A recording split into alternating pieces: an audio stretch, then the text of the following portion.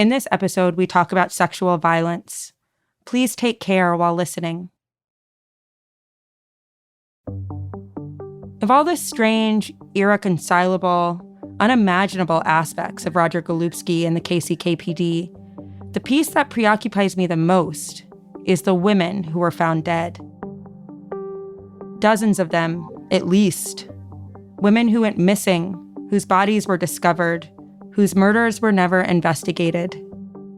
Women like Dorothy Cooper.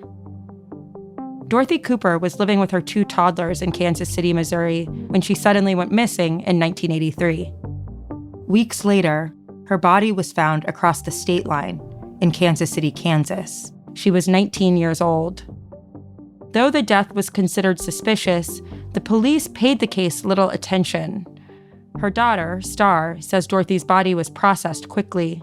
They found her body at 8:45. From finding her body, doing their investigation and all of that, she was at the corners by 9:30. By 10 o'clock, she was at the funeral home. Late that night, she says, Dorothy's brothers went to see her body. When my uncles now went to identify her body at the funeral home, so they had her covered up, all the way up to like her neck, on her chin down there. And so my uncles and them said that they couldn't identify her face.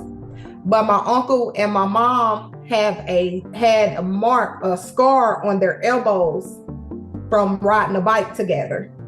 And so my uncle was like, I know if it's her. And he goes and he pulls her hand up from the sheet to see. And that's how they found out that she was missing a wrist. The coroner told her family that he had to cut off her hand to take her fingerprints. He said that her body was so decomposed that was the only way to identify her, which was strange because she'd only been dead for a few days. Ultimately, no one seemed to treat her death like the tragedy that it was. A young mother, dead, and 2 young children left motherless, including Starr, who was only 1 year old. Starr and her brother were raised by a series of relatives, moving around from house to house. Growing up in Kansas City it was rough. Some of her family was part of the city's street life, she says, which meant they were well aware that the KCK PD had a reputation for shady behavior. I grew up around all pimps and street guys, pimps and hustlers. And so one of my uncles was a pimp, and he had a woman that he said that he remembered Roger Golupski used to pull them over all the time and mess with her. So he said he has a few encounters with Roger Golupski. Everyone in Kansas City, Kansas knew what was going on. Everybody. And I believe that the police department had them so terrified that a lot of people are scared to talk. For years, Starr didn't know anything about her mother. I grew up until I was about 7 years old thinking that my godmom was my real mom. Nobody never explained anything about my actual biological mother. No one ever explained that to me. And so how did you find that out when you were 7? So I was having dreams about a police officer killing a woman. And I used to always ask my brother, like, I keep having this dream about a police officer killing this woman. And he was like, who is she? I was like, I don't know.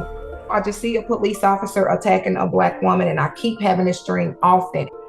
And my brother was like, that's probably our mama. And I was like, our mom's not dead. And then my brother tried to explain a little bit because he's a little bit older. Over time, Starr learned more about Dorothy. She saw pictures in her uncle's house of someone who looked a lot like her. They always say I look just like her. Me and her's a split image. But my mouth, I say whatever. I say whatever. And they be like, oh God, you just remind me of your mama, the way you talk. Like, you just so bold with things that you do. Like, I just don't understand. Like, you're just like your mom. Like, can't nobody tell you nothing. Like, they can tell me something, but once I got my mind set on something, like, I'm going for it. For years, she tried not to think about her mother's death. But eventually, after having kids of her own, she wanted to know more. I started wanting to, like, answers. Yeah. I really wanted answers once I got older. She went down to Texas to visit her godmother. So when I was 23, she sat me down and she told me, like, my mom was a streetwalker. Her and my mom used to walk the streets together. And she was like, don't be mad. It's, back in the day, this is what, a lot of black women did when, to make money. Mm-hmm. And I was like, I'm not mad at all. And then she started pulling pictures out and she showed me pictures. And she just really told me about my mom. And then she was like, she told me that she got killed over in KCK. Starr felt called to do something, to try to get justice for her mother. I was into church, so I always just prayed, like, Lord, give me answers. I told my youngest uncle, I said, I want to go over to Kansas City, Kansas and get some answers about my mom. And he was like, come on, I'll go with you. Starr went to go talk to the Kansas City police around 2008 to see if the department had any information about her mother's death. I told him, I said, I want to reopen up my mom's case.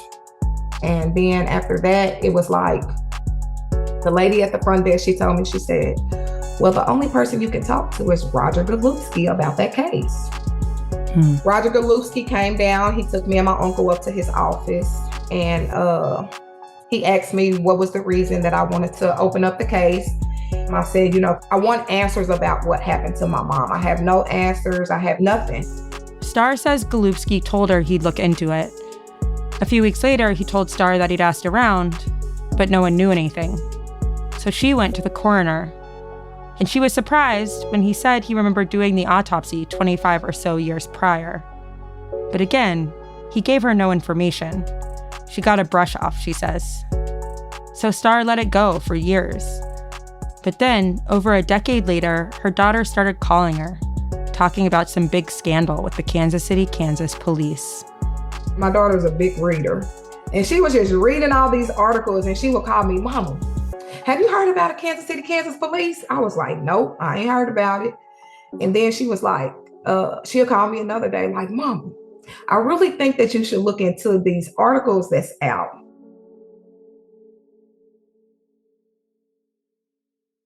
One afternoon, Starr was driving home, and her daughter called again, insistent this time. Like, Mom, please, you gotta hear this. So Starr told her to read it over the phone. It was all about Roger Golupski and women he allegedly assaulted. Women who had gone missing after being seen in his company. So I'm on the road and she's reading the article to me. And when she was reading it, it was like that she was reading my mama's case all over, like my heart just dropped. And so once I got back in town, the next day, I had went back over to the Kansas City, Kansas Police Department. Like, let me figure out what's going on, because now I see it's not only my mom, it's a lot of women. Starr went to a rally in KCK. She watched people speak about the harm that Golupski had caused them. I had went over to a rally and I'm seeing like, oh my God, all these women. I stood in the back and I just listened. And I was like, it's more than my mom. Like, it really like made my heart drop, because I'm like, all these years, I thought it was just my mama. It was so many women at this point. There was a network of survivors and mothers and daughters and sons. By that point, Starr was part of a groundswell. Not in a formal way. She still likes to move alone. But this time, when she walked back into the KCK Police Department headquarters, she knew that Roger Golupski would not be the one she met with. He had retired. And more than that, she knew that his name was a shadow hanging over the department. He was in the headlines, disgraced, the bad apple, the man accused of decades of heinous crimes. She says this time she met with 2 officers. I was like, okay, I want to know what happened to my mom. And they said she overdosed on cough syrup.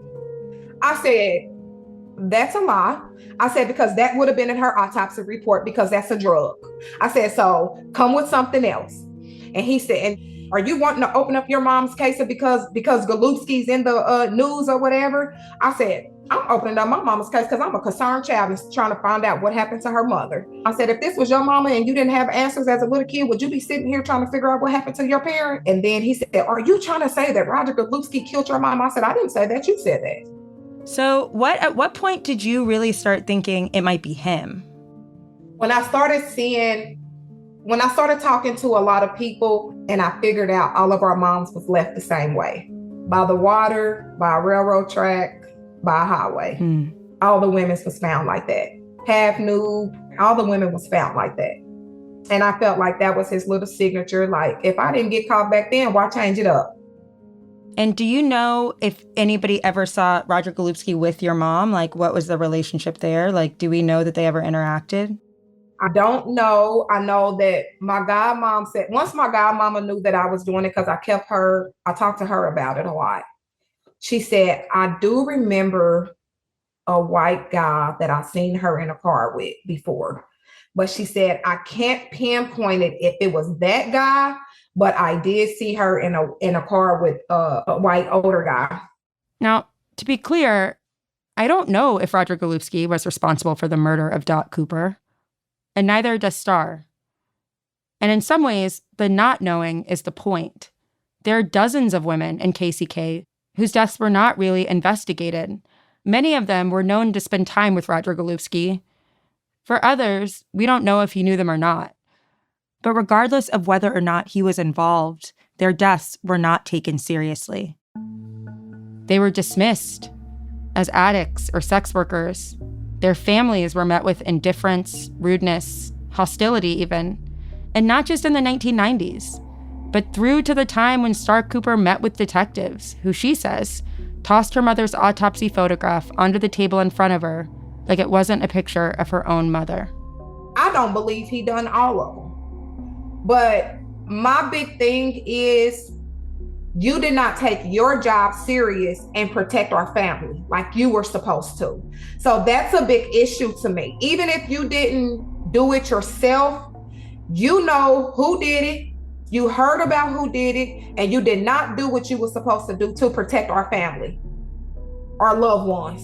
So you are just as guilty as the person who actually did it to me. Yep. It's kind of remarkable to me, like, you are going to people and saying, hey, my mother is dead. She died when I was 1 year old. I want answers. And you're getting met with a lot of hostility.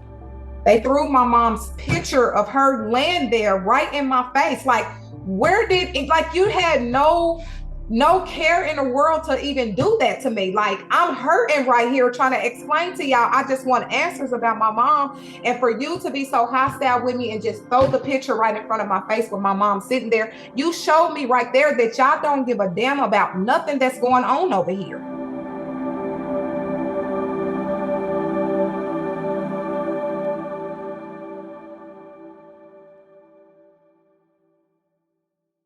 Michelle McCormick says it's not too late for the truth to come out. She's the executive director of the Kansas Coalition Against Sexual and Domestic Violence, and she's worked in and out of government on victim and survivor advocacy. She points to the investigations into clergy abuse and abuse at government-run boarding schools. The similarities that I see is that many of the cases were old.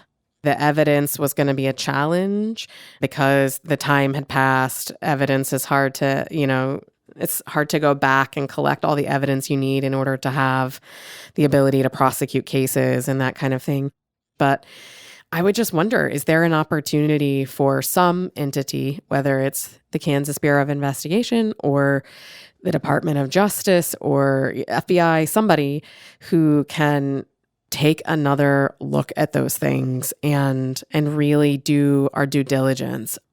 It would be a challenge. I'm not going to lie. I think it would be a challenge, but we need to try to do what we can. And it's worth investing the resources in trying to figure this out. And I would just argue that those women who are missing and possibly murdered are just as worthy of those resources and their families and their friends, because when a loss like that happens, it isn't just the loss of that individual life. This is the pebble in the pond sort of impact, right? There are so many folks who are in real life impacted by that loss.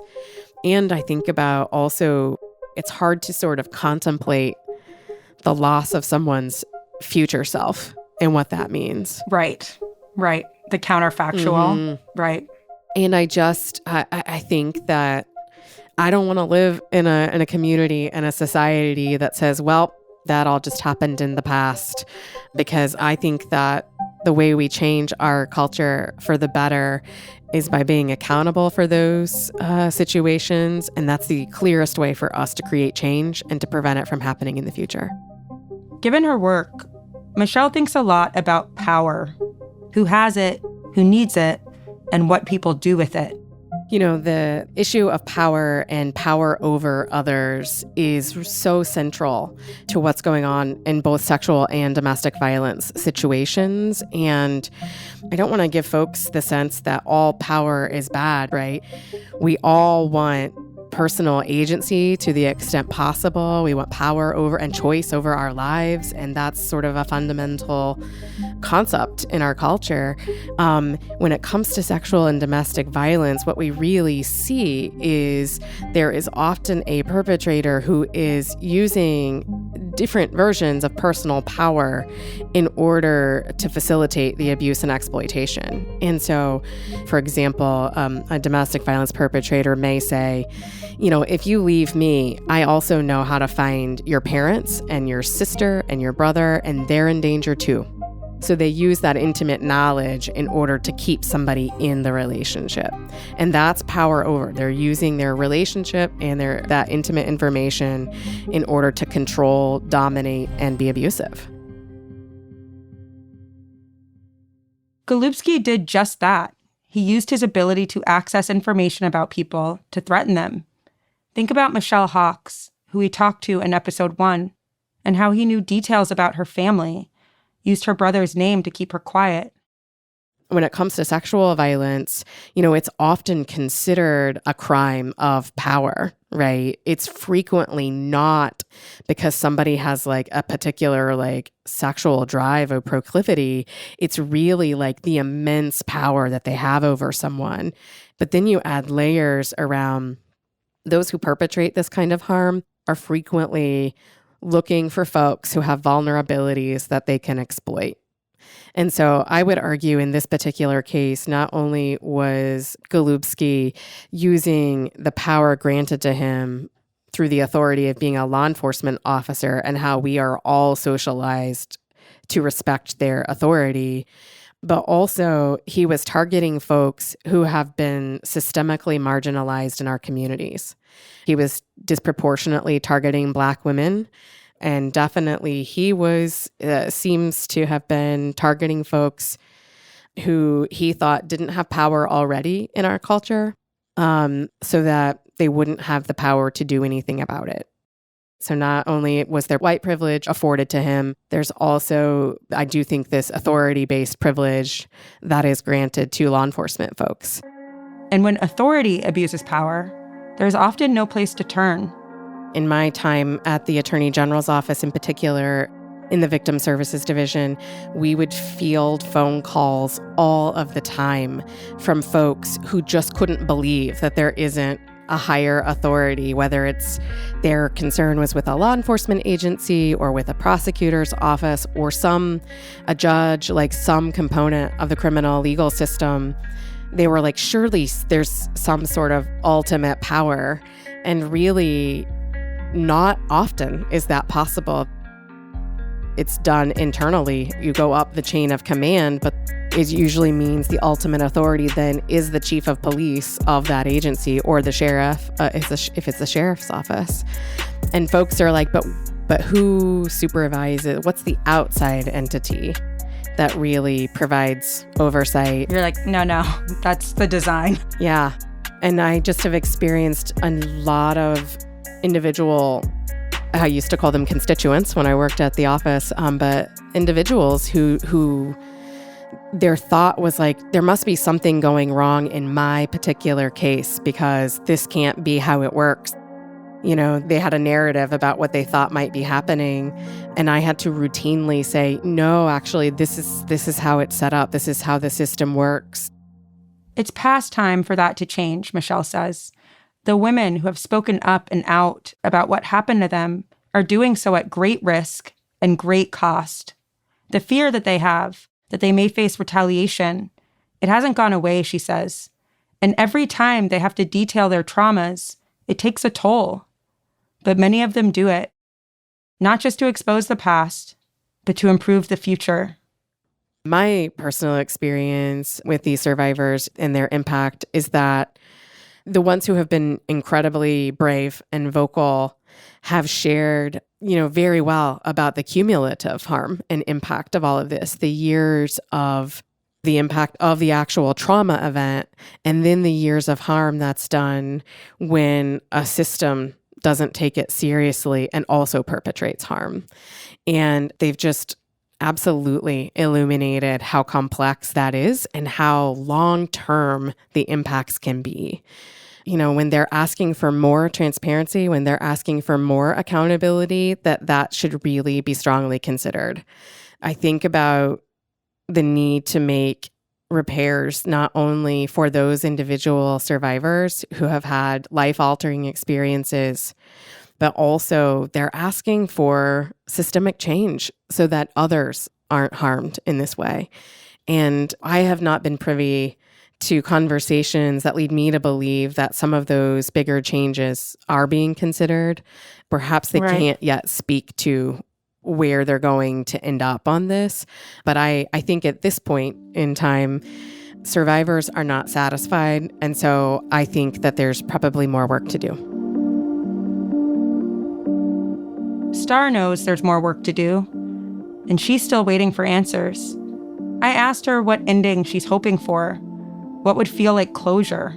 The end goal will actually be hearing my mom's name being mentioned through this and getting the justice that she deserves.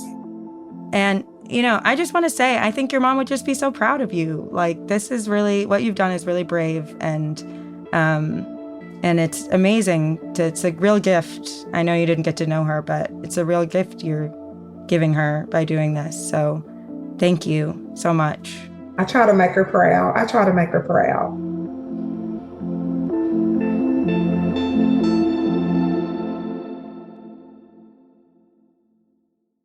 There's one more person I want you to hear from in this episode. Her name is Cheryl Pilate, and she's a major part of this story. She's a lawyer who's worked with many of the people allegedly harmed by Golupski, including Lamont and Rosie McIntyre, and she's helped bring a lot of this harm to the forefront. I asked her if she thought Golupski was involved in the unsolved deaths of women in KCK, if she thought that he killed them. Honestly, I don't know who killed them. I have heard every theory, and I don't think there is one explanation for all of them. What I do know is that Golupski knew many of them, probably all of them, but I've confirmed contact with a number of them. And the cases received next to no investigation. And the other thing you have are individuals such as, the ones Golupski worked with who benefit the police in some way through criminal activity. And they get a pass. Were some of them involved in these homicides? I don't know. I think it would be irresponsible to point the finger at any particular person, even Golupski. But I do know that Golupski was on some of these cases. In one case, a woman in the mid-'90s, he'd been picking her up and harassing her for years. She ends up deceased, dumped near an alley, and she is killed in a hands-on way, strangulation or suffocation. And he identified the body, and he led the investigation. And he was known to associate with her. How is that? In no one's book is that appropriate. Right. I keep a running list of missing and murdered women whose cases received almost no investigation or none at all. And there are about 30 names on that list, starting in the late 70s. And these were, women who were vulnerable, who were poor. Some of them were drug users, and literally almost no investigation. Sometimes the file wasn't even opened. And, it's really offensive to me. I look at other homicides involving multiple victims in other locales, other cities, and they get lots of attention sometimes, belated, but they get it. I think the case in New York where the bodies were found on the beach, that was huge national news. I have a list of 30 women. Who's going to care about that? I get calls from their families. They haven't forgotten their loved ones. Some of them feel like they made commitments, promises, pledges to their loved ones to find out what happened. They are still wanting answers. These are daughters, these are sisters, these are sons, these are, spouses. They're everybody. And it's like no one did anything. It was like they just, they buried her. Sometimes people will say, I had information. No one came and talked to me. And when I tried to contact the police department, no one wanted to hear from me. The most recent case, shockingly, was most recent on my list. I'm sure there are some since then, but it was 2021, and that case fell within the jurisdiction of the sheriff's department because of where the body was found, and that was closed up lickety-split with a conclusion that I guess the victim had suffered an overdose. She was in a remote place with physical injuries, her purse missing, and half of her clothes gone. I don't know. That doesn't sound like an That doesn't sound like it. No. No. Just no interest, no intent, seemingly, to investigate it. Why? Mm-hmm. Why? Why, indeed.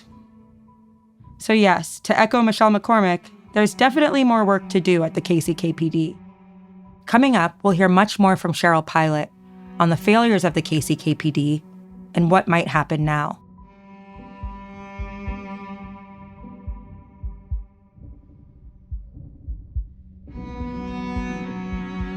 Corruption Uncovered is a podcast from Rock Nation and its philanthropic and justice division, Team Rock. Team Rock partners with the Midwest Innocence Project to uncover corruption in Kansas City, Kansas. We want to extend a special thanks to the KCK community of survivors and advocates. Corruption Uncovered is produced by Pineapple Street Studios. I'm your host, Josie Duffy Rice. This episode was written and produced by me and Kat Aaron, with additional production support from Justine Dahm, Eric Mennel, and Yinka Rickford Angwin. Our editor is Joel Lovell, fact-checking by Will Tavlin, music licensing by Epidemic Sound. Our recording engineers are Pedro Alvira and Marina Pais, mixing by Davey Sumner. Kat Aaron and Jayann Barry are our executive producers. Thanks to Chris Pruitt at KCUR and Joshua Jackson for their help. And thank you for listening.